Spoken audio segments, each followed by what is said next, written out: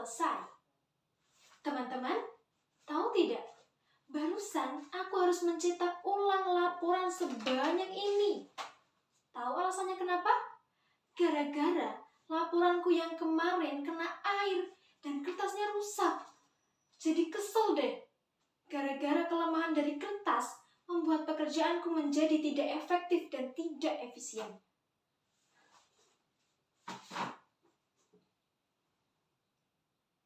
Kertas, satu benda yang sering diidentikan dengan pekerjaan yang bersifat administrasi. Sebagai seorang administrator, tentu saja kita tahu bahwa hampir semua pekerjaan kita memerlukan kertas.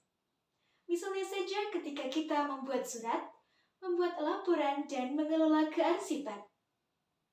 Kertas memang memberi banyak sekali manfaat bagi tenaga administrasi. Misalnya, sebagai media untuk menuliskan bukti-bukti dan media untuk menyimpan informasi. Namun, di balik kemudahan yang diberikan kertas, tentu saja kertas masih memiliki kelemahan yang terkadang mengganggu tenaga administrasi.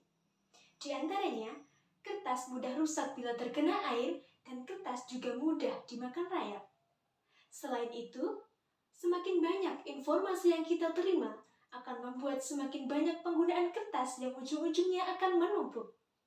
Tentu saja ruangan kerja kita akan menjadi berserakan dan ujung-ujungnya akan menghilangkan motivasi dan semangat kita dalam bekerja. Permasalahan ini tentu bukan permasalahan yang bisa dianggap enteng. Hal ini dikarenakan semakin hari dunia bekerja semakin pesat. Tentu saja kita harus mampu mengimbangi perkembangan dunia dengan bekerja secara efektif dan efisien. Lalu, bagaimana bisa kita mengikuti perkembangan dunia apabila motivasi dan semangat kerja kita hilang hanya karena kertas yang bertumpuk? Ditambah lagi dengan adanya wacana mengenai Indonesia Emas tahun 2045. Tentu saja, kita harus ikut berkontribusi untuk mewujudkan program tersebut. Lalu, bagaimana kita bisa mewujudkannya jika permasalahan terkait dengan kertas saja belum juga usai? Atau kita diam saja? Jawabannya tentu tidak. Saya akan menjelaskan lebih lanjut berikut ini. Permasalahan terkait kertas memang perlu diberi perhatian khusus. Penggunaannya yang sangat lekat dalam kehidupan sehari-hari memang sulit untuk dikurangi atau bahkan dihentikan.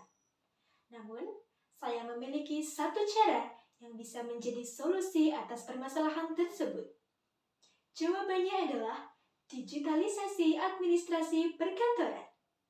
Digitalisasi administrasi perkantoran adalah sebuah gerakan untuk mengoptimalkan penggunaan teknologi seperti komputer, ponsel pintar, dan penyimpanan digital untuk menekan dan mengurangi penggunaan kertas di kantor.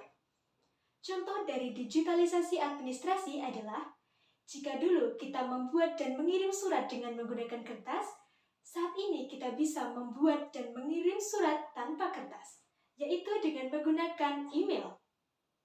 Jika dulu kita mengelola kearsipan berbasis kertas, saat ini kita bisa mengelola kearsipan bebas kertas dengan menggunakan arsip elektronik. Beberapa contoh saja sudah bisa mengurangi penggunaan kertas ya. Oleh karena itu, kita harus mampu mengoptimalkan digitalisasi administrasi ini dengan melakukan upgrade skills. Upgrade skills adalah sebuah upaya untuk meningkatkan kemampuan tenaga administrasi dengan dukungan teknologi.